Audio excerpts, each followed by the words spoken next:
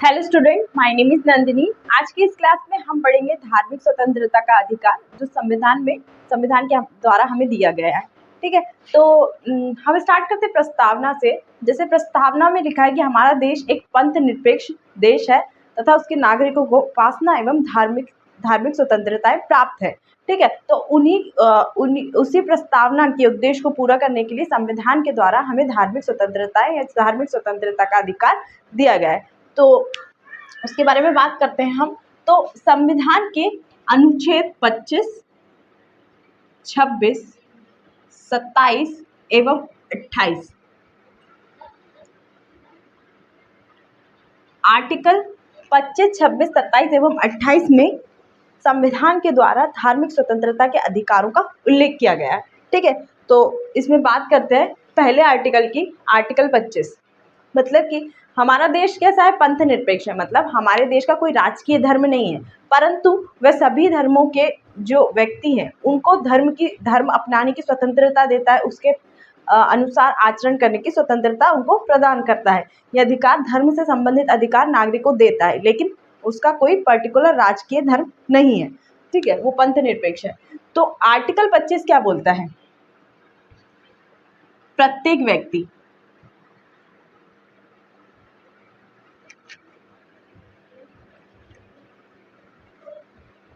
व्यक्ति को अंतःकरण की स्वतंत्रता है।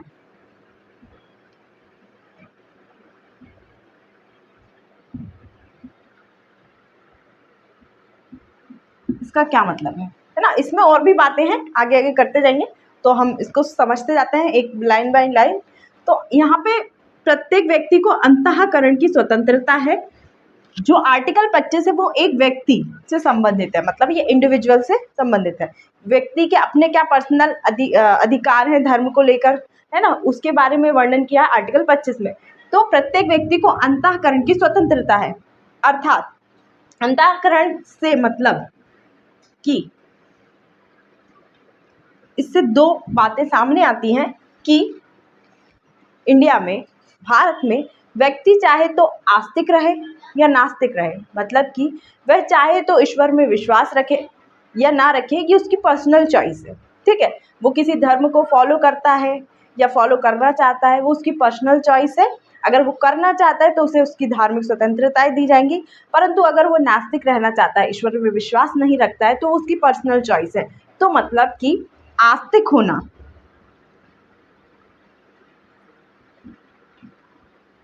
या नास्तिक होना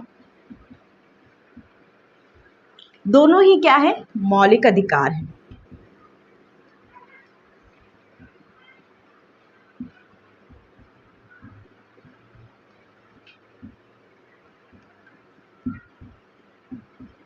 ठीक है, तो मतलब अगर आप किसी धर्म को फॉलो करना चाहते हैं, आप उस आस्तिक हैं और उस धर्म से संबंधित उस धर्म को मानना चाहते हैं, उसके अनुसार आचरण करना चाहते हैं या उसका प्रचार करना चाहते हैं, तो आस्तिक हैं, तो ये आपकी पर्सनल चॉइस है। ठीक है, उसके लिए आप स्वतंत्र हैं और उसके लिए आपको संविधान ने अधिकार दिया है। परंतु अगर आप नास्तिक हैं, आप ईश्वर में विश्वास नहीं रखते, तो उसके लिए आपको कोई बाध्य नहीं कर सकता। मतलब नास्तिक होना भी एक मौलिक अधिकार है। आस्तिक होना या नास्तिक होना दोनों ही क्या है? मौलिक अधिकार है। तो अंतःकरण का मतलब आपको समझ में आ गया होगा। ठीक है, इसके आर्टिकल में आगे बढ़ते हैं।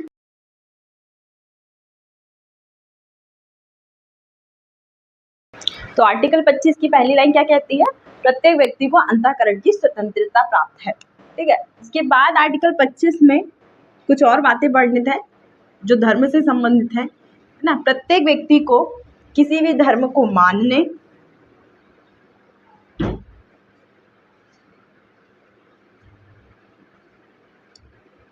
उसके अनुसार आचरण करने,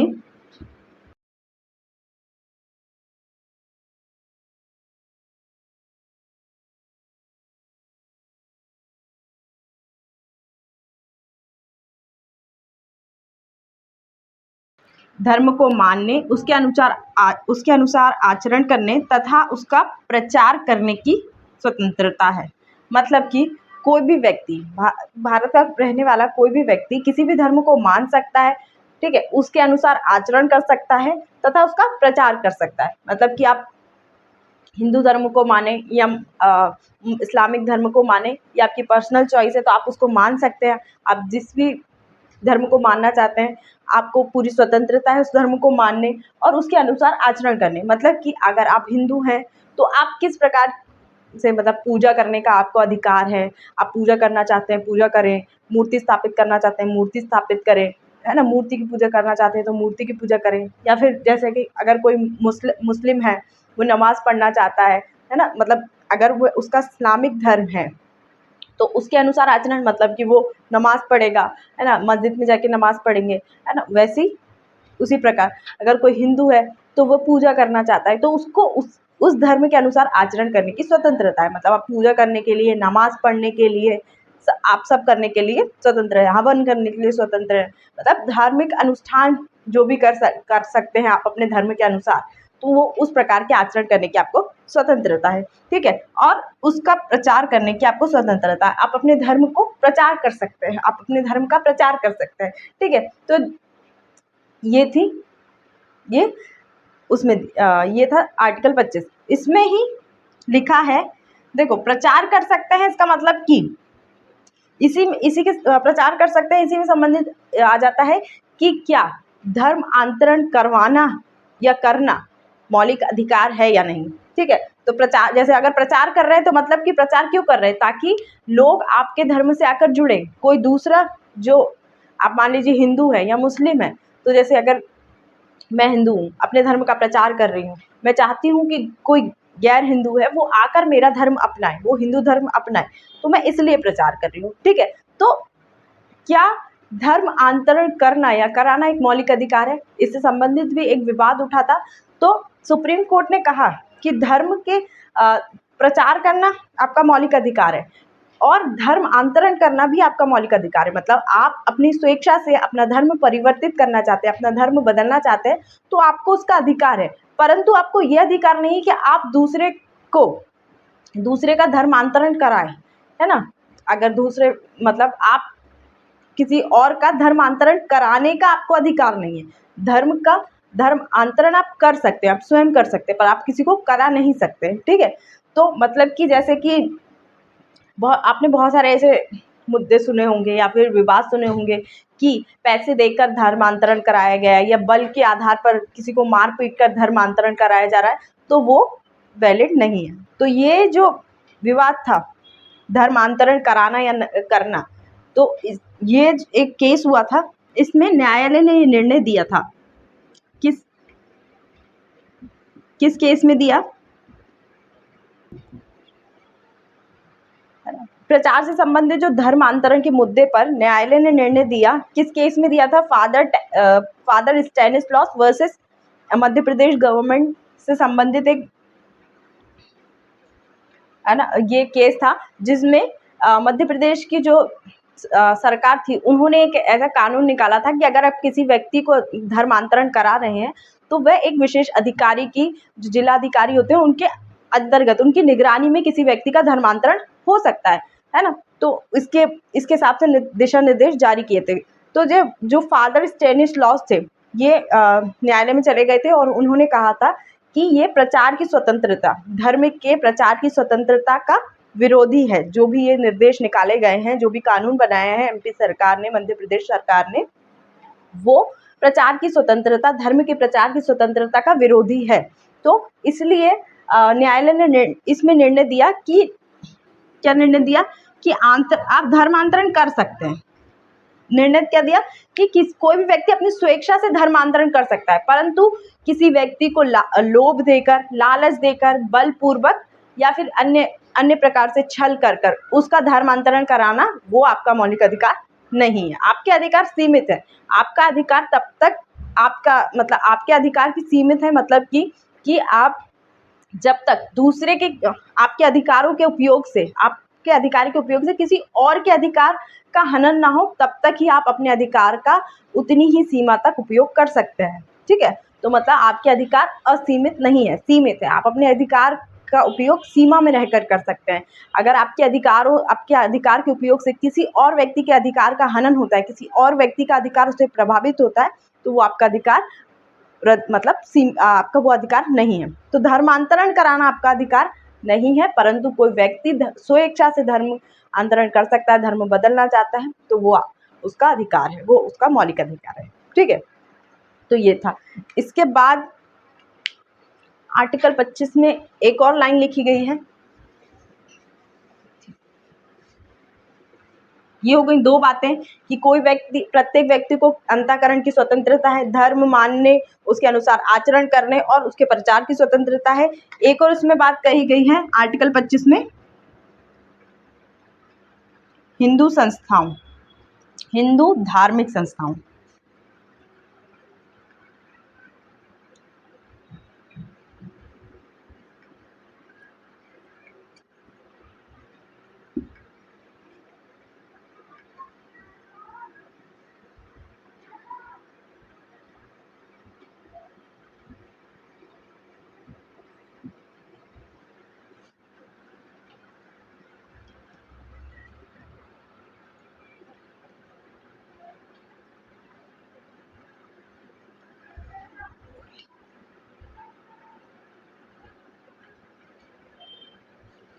ठीक है, मतलब हिंदू धार्मिक संस्थाएं प्रत्येक व्यक्ति के लिए खुली होंगी।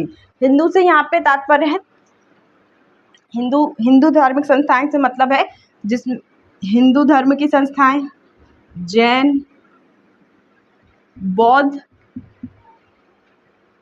या सिख। ठीक है, हिंदू धार्मिक संस्थाओं से तात्पर्य हिंदू, जैन, बौद्ध, सिख, इनसे संबंधित संस्थाएं जो हैं, धार्मिक संस्थाएं हैं, मंदिर है, चर्च है, गिरजाघर है ना, मंदिर है, चर्च है, या फिर जो बौद्ध विहार होते हैं, जो बौद्ध धर्म के संबंधित जो मंदिर होते हैं, या फिर सिख धर्म का जो गुरुद्वारा होता है, वो प्रत्येक व्यक्ति के लिए खुली है। अब ऐसा क्यों कहा गया है इसमें, ऐसा क्यों कहा गया है, और इसमें जो अन्य धर्म है जैसे इस्लामिक धर्म है या फिर क्रिश्चियन धर्म है उसको क्यों ऐड नहीं किया गया?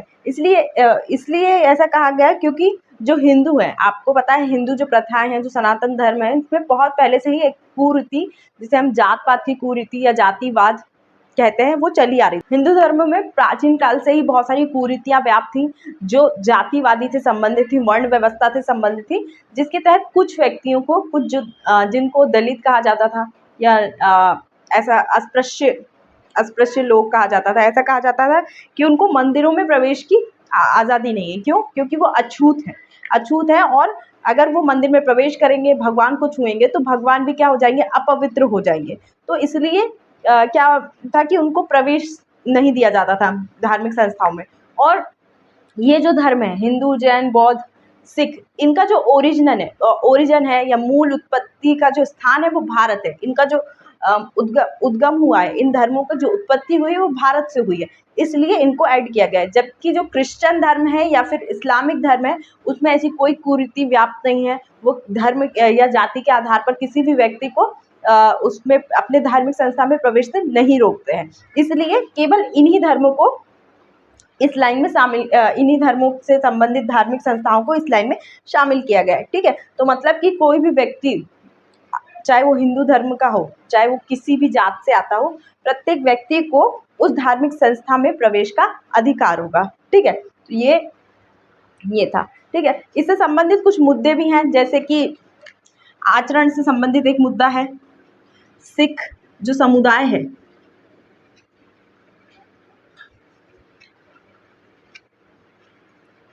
सिख समुदाय के लोग, सिख समुदाय का जो लोग हैं वो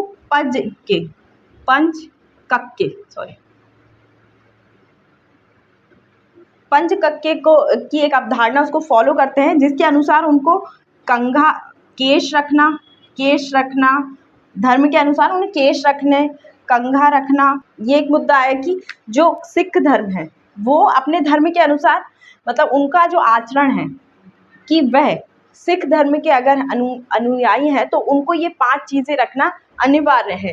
केश रखना मतलब बाल रखना, कंघा रखना, कड़ा रखना, कच्छा एवं कृपाण मतलब जो तलवार होती है, उसको बोलते हैं। तो परंतु इनमें तो ऐसा कोई अगर ये 5 चीज़ें कोई व्यक्ति रखता है तो उससे शायद ही किसी को खतरा हो सकता है, परंतु जो कृपाण है ना? तो ये थोड़ा-सा विधि के विरुद्ध जा सकता था, परंतु फिर भी सुप्रीम कोर्ट के द्वारा जो सिख समुदाय के लोग हैं उनको कृपाण रखने की आज़ादी है। क्यों?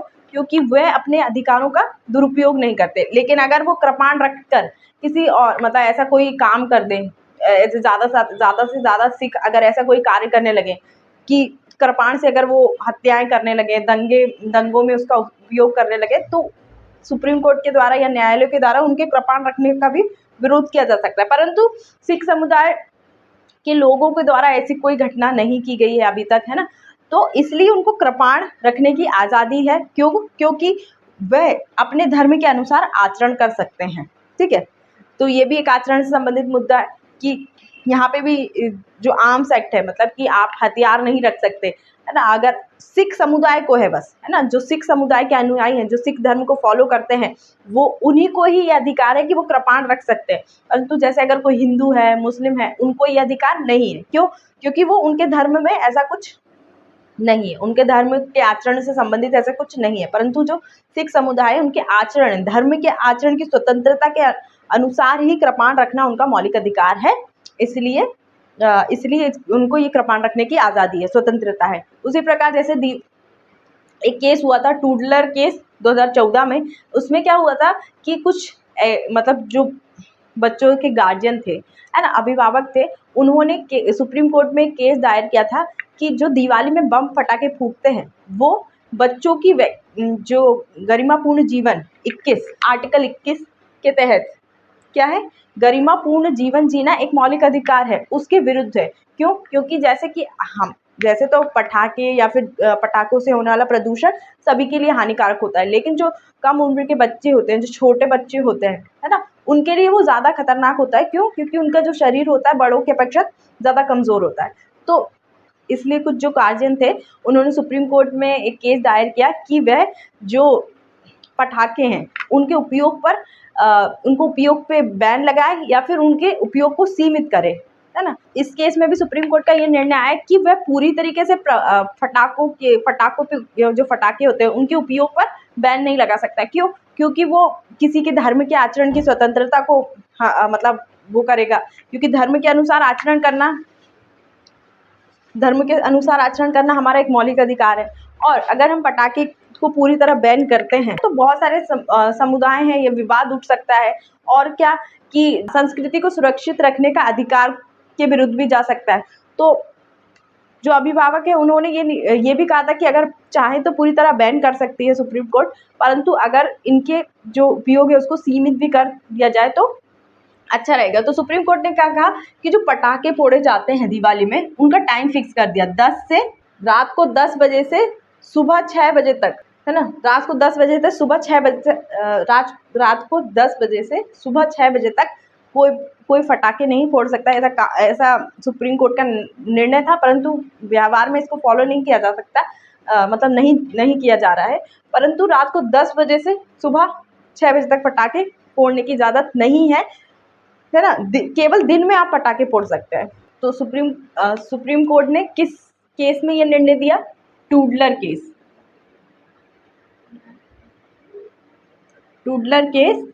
2014, है ना? टूडलर केस 2014 में सुप्रीम कोर्ट ने क्या निर्णय दिया कि रात को 10 बजे से सुबह 6 बजे तक पटाखे नहीं फोड़े जा सकते, लेकिन दिन में आप फोड़ सकते हैं। क्यों? क्योंकि वह आचरण की स्वतंत्रता, धर्म के अनुसार आचरण की स्वतंत्रता को अगर बाधित करेंगे, अगर वो ऐसा कोई निर्णय निकालें पूरी तरीके से, अगर पटाखों के उपयोग पर बैन लगा देंगी सुप्रीम कोर्ट, तो भी वह धर्म के आचरण से संबंधित जो भी अधिकार है उसमें बाधा उत्पन्न करेगा, है ना? ऐसा निर्णय अगर देती है तो ये भी एक केस हुआ।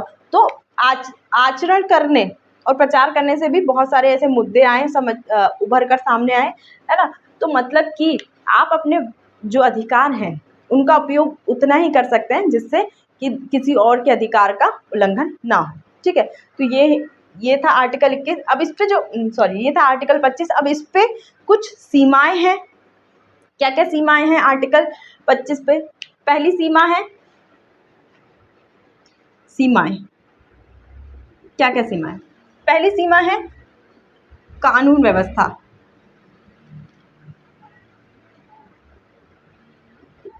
है ना। पहली सीमा है कि धर्म के आचरण, अगर आचरण या प्रचार में कानून व्यवस्था इससे प्रभावित नहीं होनी चाहिए। और सेकंड सीमा क्या है, इस पे कुछ कुछ सीमाएं हैं कानून व्यवस्था अगर बनाए रखने में, अगर आपके आचरण या धर्म के आचरण से संबंधित कोई भी अगर कानून व्यवस्था के मार्ग में अगर कोई भी ऐसा धार्मिक मुद्दा आता है, तो मतलब कि जैसे कि अगर आप कोई धार्मिक रैली निकाल रहे हैं, है ना, धार्मिक रैली निकाल रहे हैं, परंतु अगर जैसे रैली निकालनी होती है या फिर कोई यात्रा निकालनी होती है, उससे पहले आपको एक मतलब एक अनुमति लेनी पड़ती है सरकार से या फिर जिलाधिकारी होते हैं उनसे, है ना। अगर वो जैसे अगर कोई मार्ग है ना, वो बाधित कर दिया जाता है कि उनके द्वारा ये कहा जाता है, किसी जिलाधिकारी के द्वारा ये कहा जाता है कि वहाँ पर बहुत ज़्यादा रश रहता है, वहाँ वो जो इलाका है जिस मार्ग से आप वो यात्रा निकालना चाहते हैं, वहाँ पर बहुत ज़्यादा भीड़ रहती है, आप किसी और रास्ते से निकाल सकते हैं, या फिर उस यात्रा का टाइम फिक्स कर दिया जाए कि इतने से इतने टाइम तक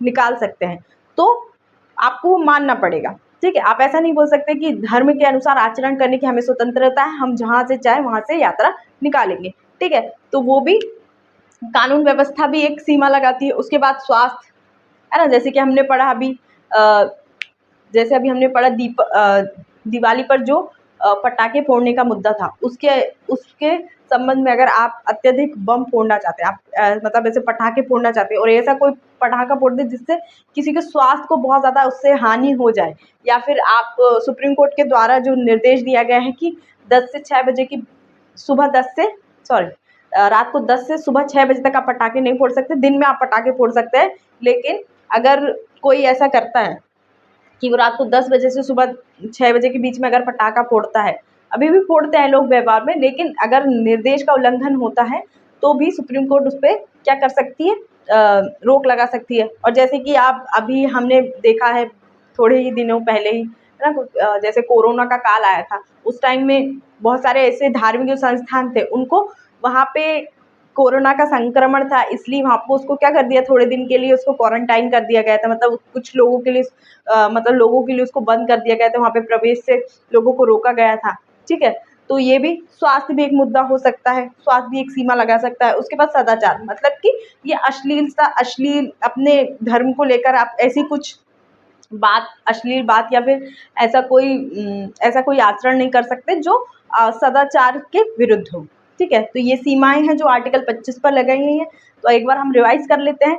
आर्टिकल 25 क्या कहता है, प्रत्येक व्यक्ति को अंतःकरण की स्वतंत्रता है, मतलब वो अगर चाहे तो धर्म अपनाए, चाहे तो वो नास्तिक रहे, चाहे वह आस्तिक रहे, उसकी पर्सनल चॉइस है। तो अंतःकरण की स्वतंत्रता है, वह आस्तिक भी रह सकता है, नास्तिक भी रह सकता है, कि अपने किसी भी धर्म को मान सकता है, उसके अनुसार आचरण कर सकता है। ठीक है, किसी भी अपने धर्म का प्रचार कर सकता है। और जो हिंदू धार्मिक संस्थाएं जिनके अंतर्गत हिंदू, जैन, बौद्ध, सिख आते हैं, उन धार्मिक संस्थाओं में प्रत्येक व्यक्ति को प्रवेश की मतलब वो प्रवेश के लिए खुले हैं और प्रत्येक व्यक्ति को उसमें प्रवेश की स्वतंत्रता है। ठीक है, उसके बाद इससे संबंधित कुछ मुद्दे पड़े, जैसे कि सिख का पंज के कृपाण रखना उनका मौलिक अधिकार है, मतलब कृपाण रखना उन कृपाण रखने का उनको अधिकार दिया गया और अन्य धर्मों को नहीं दिया गया है। और टूडलर केस पड़ा जिसमें कि सुप्रीम कोर्ट ने कहा कि रात को 10 बजे तक सुबह 6 बजे तक आप बम नहीं फोड़ सकते, पटाखे नहीं फोड़ सकते। क्यों नहीं फोड़ सकते? क्योंकि वो आर्टिकल 21 के तहत स्वच्छ पर्यावरण के अधिकार और गरिमापूर्ण जीवन जीने के अधिकार का विरोध करता है। और क्या पढ़ा हमने, क्या क्या सीमाएं लगाई जा सकती हैं, है ना। इसके अलावा और भी केस हैं, जैसे संथारा केस मतलब संथारा या संलेखना केस, संथारा या फिर संलेखना मुद्दा। इसमें क्या होता है कि जो जैन धर्म के अनुयायी होते हैं, वो क्या करते हैं कि जब मतलब कि लास्ट उनको लगता है कि अब हमें जीवन त्याग देना चाहिए, तो वो क्या करते हैं, खाना पीना छोड़ देते हैं, संलेखना ले लेते हैं और कुछ दिन बाद खाना ना खाने से, पानी ना पीने से उनकी मृत्यु हो जाती है। उसको संलेखना बोलते हैं। ठीक है, तो ये उनका धर्म है, वो उसके अनुसार आचरण कर रहे हैं। तो क्या ये मौलिक अधिकार है? क्यों? क्योंकि अब आप खाना पीना छोड़ रहे हैं तो उससे तो आपकी मृत्यु हो जाएगी। एक प्रकार का क्या है, सुसाइड है ना? और सुसाइड करना आर्टिकल 21 के तहत हमारा अधिकार नहीं है। हमारा अधिकार केवल है गरिमापूर्ण जीवन जीना ही हमारा अधिकार है। और आर्टिकल 21 के तहत जो यूथेनेशिया मैंने पढ़ाया था, जिसमें कि अगर कोई व्यक्ति असाध्य रोग से पीड़ित है तो ही वह यूथेनेशिया कर सकता है, मृत्यु की मांग कर सकता है, इच्छा मृत्यु की मांग कर सकता है। परंतु यहाँ पर जो जैन धर्म के अनुयायी होते हैं वो किसी रोग से पीड़ित नहीं होते हैं। वो केवल केवल संलेखना ले लेते हैं। उनके जो धर्म का एक आचरण है ना, जिसमें वो खाना पीना छोड़ देते हैं और कुछ समय बाद खाना ना खाने वजह से उनकी मृत्यु हो जाती है। तो वो एक प्रकार का सुसाइड की तरह था, सुसाइड की तरह है, अभी भी लेते हैं। तो इससे संबंधित मुद्दा उठा तो न्यायालय ने बोला केवल जैन धर्म के लोग हैं वो संलेखना ले सकते हैं। आपने अभी भी सुना होगा कि जैन धर्म के इस संत ने संलेखना ले ली है और वो अब उनकी इस वजह से मृत्यु हो गई है, या फिर वो समाधि उन्होंने ले ली है ना? बहुत सारे ऐसे मुद्दे सुने होंगे। तो संलेखना लेना या संथारा ये भी एक उसके धर्म के आचरण के अनुसार एक मौलिक अधिकार है, केवल जैन धर्म के अनुयायी के लिए। लेकिन अगर आप किसी और धर्म को फॉलो करते हैं और आप बोले कि मान लीजिए आप किसी सुसाइड करना चाहते हैं, आपको कोई मतलब कि सुसाइड करना चाहते हैं और आपको पता है कि आर्टिकल 21 के तहत सुसाइड करना मौलिक अधिकार नहीं है, और यही क्या है कि जो धारा 309 है, धारा 309 के विरुद्ध भी है। क्यों? क्योंकि धारा 309 बोलती है आत्महत्या का प्रयास क्या है, एक दंडनीय अपराध है। तो अगर आप किसी और धर्म से आते हैं, तो अगर आप मान लीजिए आप सुसाइड करना चाहते हैं और आप बोलें कि मैं संलेखना ले रहा हूँ, क्यों? क्योंकि वो मेरे आचरण की स्वतंत्रता है। वो आपके आचरण की स्वतंत्रता नहीं है, वो जैन धर्म को मानने वाले व्यक्ति के आचरण की स्वतंत्रता है, धर्म के आचरण की स्वतंत्रता है ना? केवल जैन धर्म के लिए। वैसे ही केवल सिख धर्म के लोग ही कृपाण रख सकते हैं, ठीक है? तो ये आचरण की स्वतंत्रता भी दी गई है, ठीक है? तो ये था आर्टिकल 25 जो हमने डिटेल में पढ़ा। इसके अगली वाली क्लास में हम आर्टिकल 26 पढ़ेंगे, जो इससे ही संबंधित है ना, धार्मिक स्वतंत्रता के अधिकार की। और उसके बाद हम आर्टिकल 27 और 28 की बात करेंगे, ठीक है? तो आई होप आपको ये अच्छे से समझ में आया होगा। इससे संबंधित नोट्स के लिए आप हमारे टेलीग्राम ग्रुप को फॉलो कर सकते हैं या हमारे व्हाट्सएप ग्रुप को ज्वाइन कर सकते हैं। डिस्क्रिप्शन में आपको लिंक मिल जाएगी, और मेरी इससे पहली वाली वीडियो भी जाकर देख सकते हैं। और कोई भी डाउट होता है तो आप हमें कमेंट में लिख सकते हैं, और वीडियो को लाइक करना ना भूलें और चैनल को सब्सक्राइब करें। Thank you.